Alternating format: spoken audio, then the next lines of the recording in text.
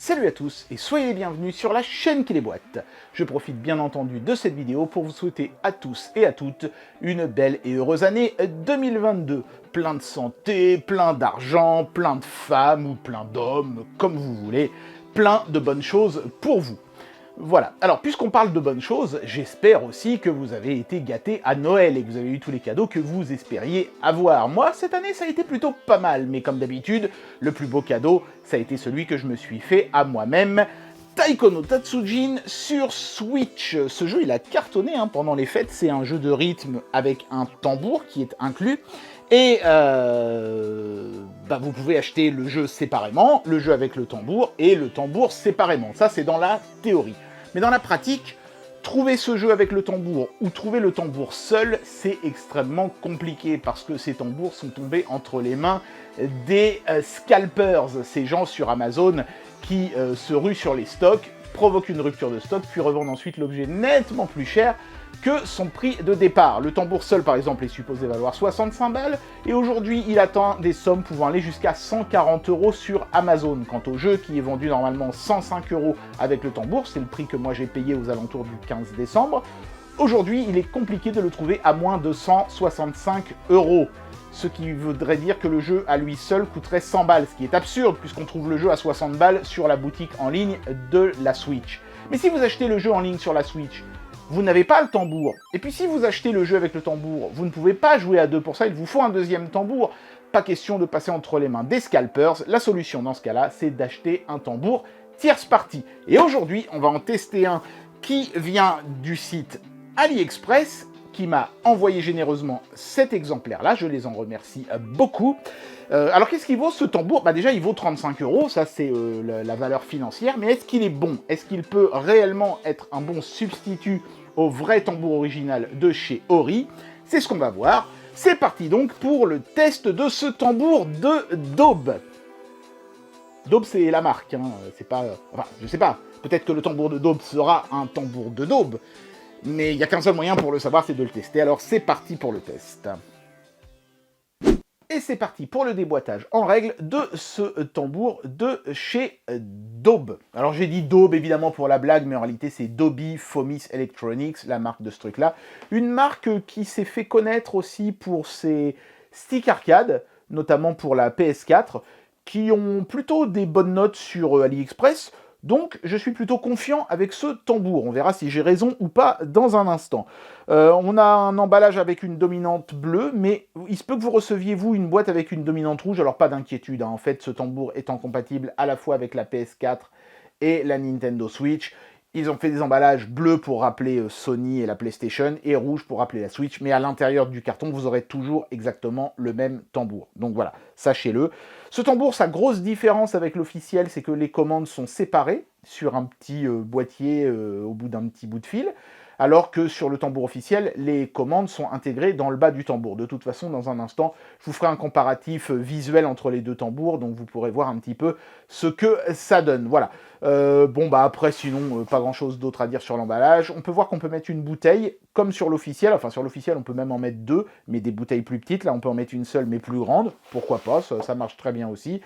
Différentes instructions sur le branchement aux différentes consoles, voilà, et un autre visuel du produit sur cette face-là de l'emballage. Alors l'expérience de déboîtage n'est pas aussi bonne que sur le tambour officiel, qui était plein de petites cloisons et tout ça. Il y a une seule cloison ici, dans la partie haute, dans laquelle on trouve la notice la plus inutile du monde, parce qu'elle vous dit des trucs du genre « Hey, quand vous appuyez à gauche du tambour, ça envoie la commande L3 au jeu. » Ouais, c'est super, mais moi je m'en fous. J'aurais préféré qu'on me dise comment monter le socle, par exemple. C'est pas indiqué ça dans la notice.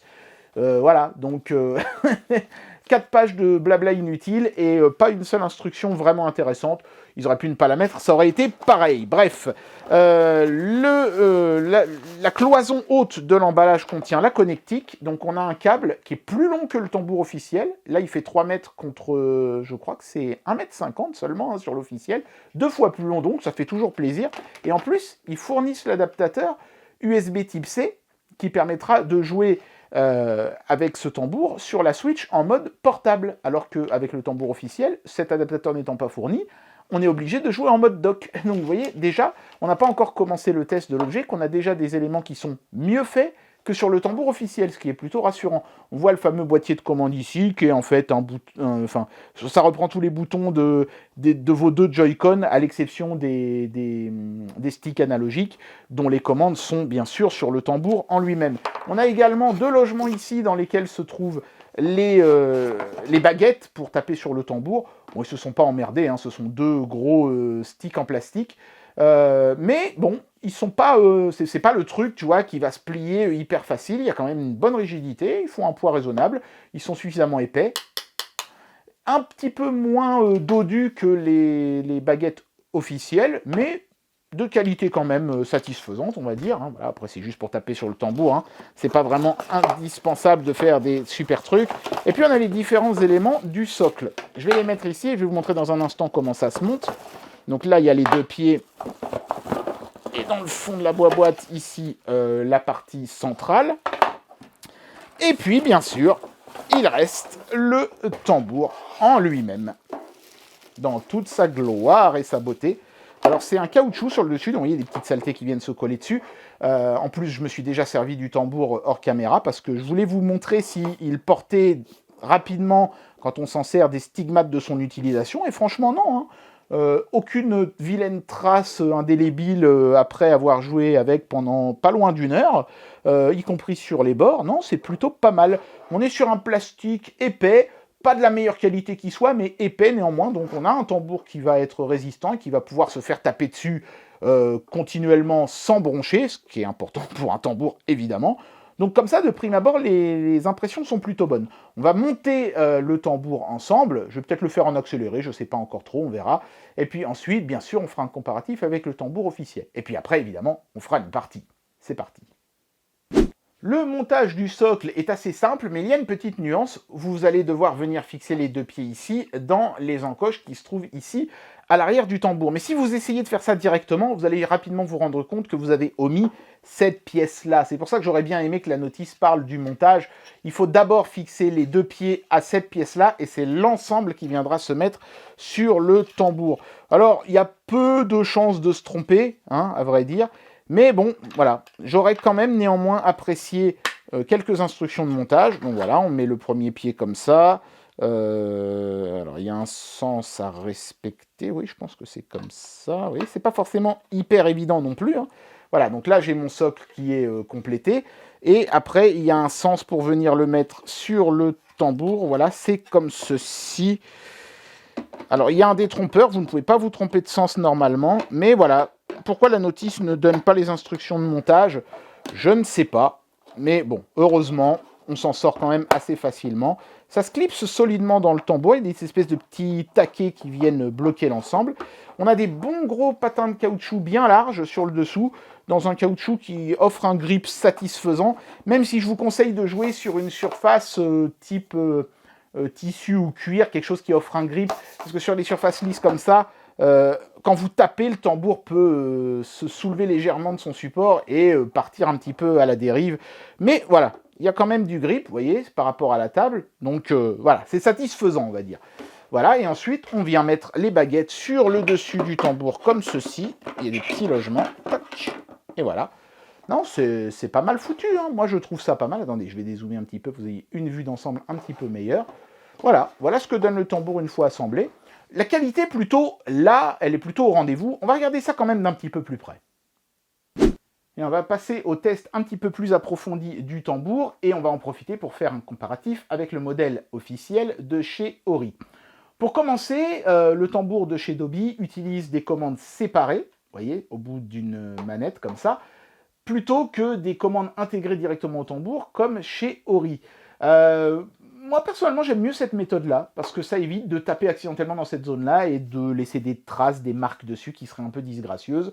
On a 100% de la surface utile jouable sur ce tambour-là, alors qu'ici, on est plutôt à 90%. Bon, c'est pas dramatique, hein, et je pense qu'à l'usage, ça ne posera pas de réel problème. Mais néanmoins, s'il fallait choisir une des deux méthodes, bah moi je préfère celle de chez Doby. Ça fait déjà un point pour le tambour non officiel. Deuxième point que j'aime mieux sur le tambour de chez Doby, c'est qu'on range les bâtons sur le dessus, donc ils sont bien calés, ils ne tombent pas. Chez Ori, c'est sur le côté comme ça. D'abord, c'est pas évident forcément de les mettre, et en plus, bah, ils ont tendance à glisser et à se casser la goule. Vous voyez, là, il a failli tomber. Donc, ouais, à ce niveau-là, je ne sais pas pourquoi ils se sont embêtés à mettre un rangement comme ça sur le côté. C'est un peu bizarre.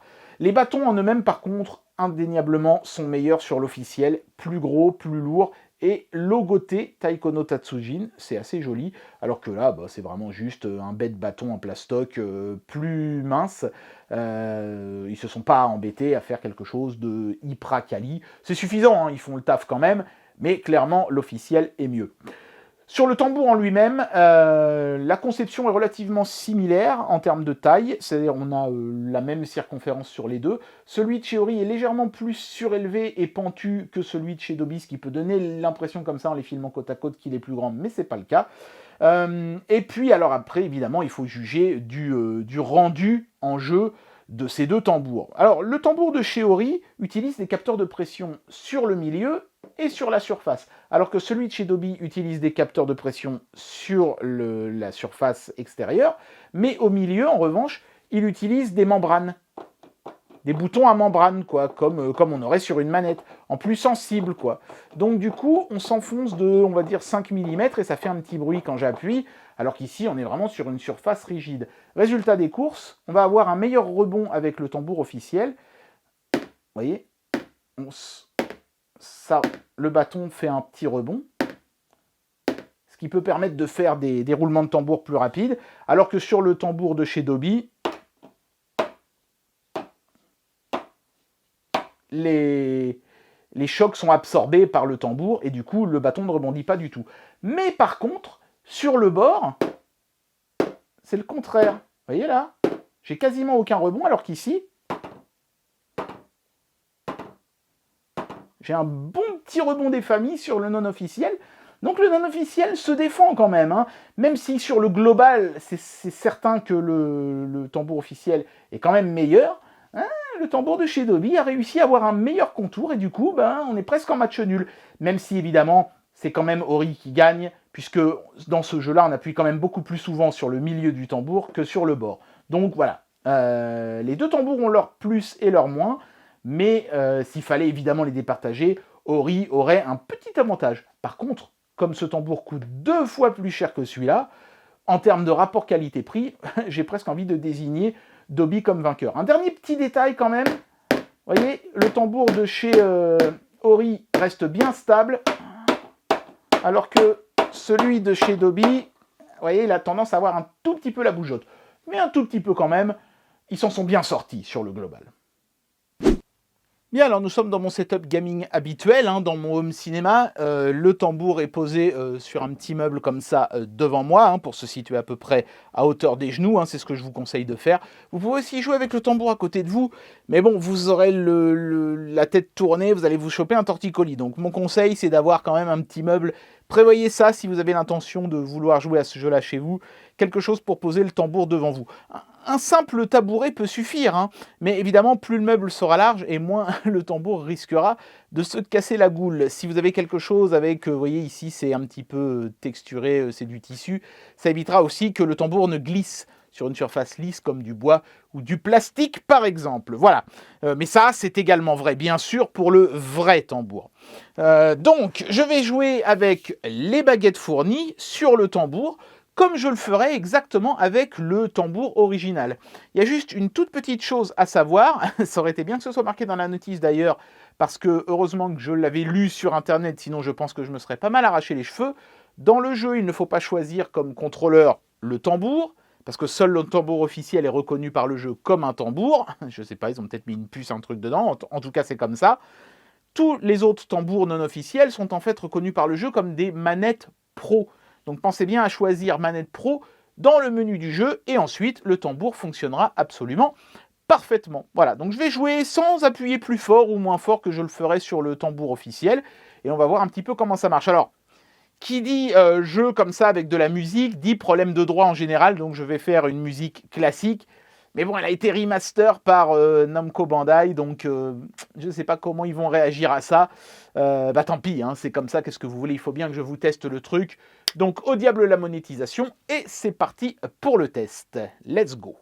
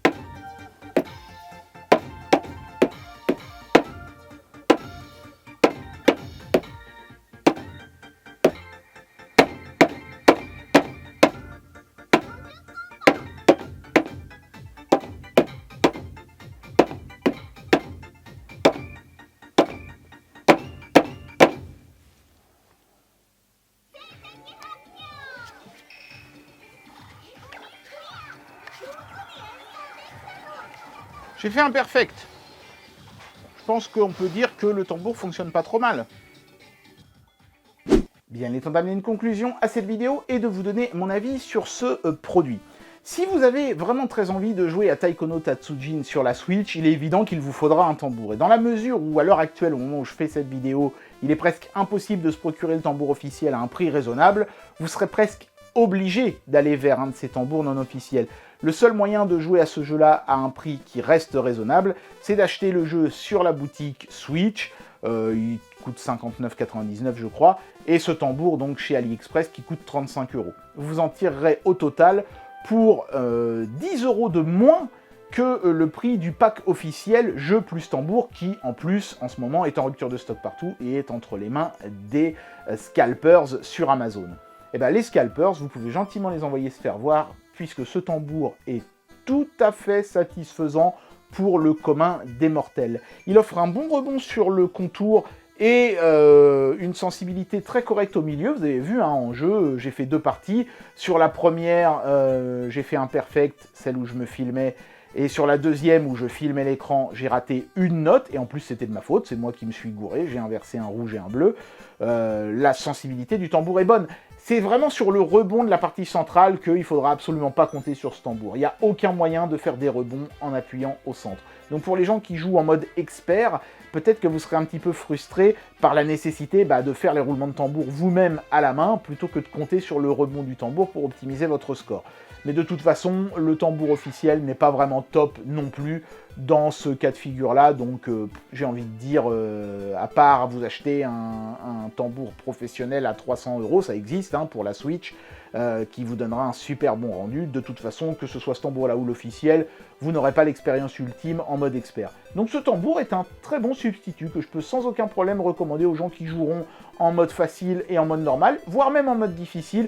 Évidemment, pour le mode expert, il faudra vous acheter un tambour d'expert, mais ça, c'est vrai aussi, je viens de le dire, pour le tambour officiel. Donc ouais, vous pouvez sans aucun problème vous offrir ce tambour-là. Si vous voulez, comme moi, un tambour pour le joueur 2, ce sera une excellente opportunité de pouvoir jouer à ce jeu de rythme à plusieurs. C'est là vraiment que le fun est décuplé sur ce genre de titre. Et puis, si vous n'avez pas eu l'occasion de vous acheter le pack officiel et que vous ne voulez pas donner d'argent aux scalpers, et vous avez bien raison, prenez le jeu sur la boutique Switch et ce tambour-là, vous ne serez pas déçus. Et bien voilà, c'était le test de ce tambour de daube. Et la bonne nouvelle, c'est que ce tambour de daube n'est pas un tambour de daube, ce qui est quand même extrêmement cool. Grâce à lui, vous pourrez gentiment envoyer les scalpers se faire mettre bien profond, et ça n'a pas de prix. J'espère que cette vidéo vous aura plu, et moi je vous dis à très bientôt pour un prochain test. Allez, tchuss!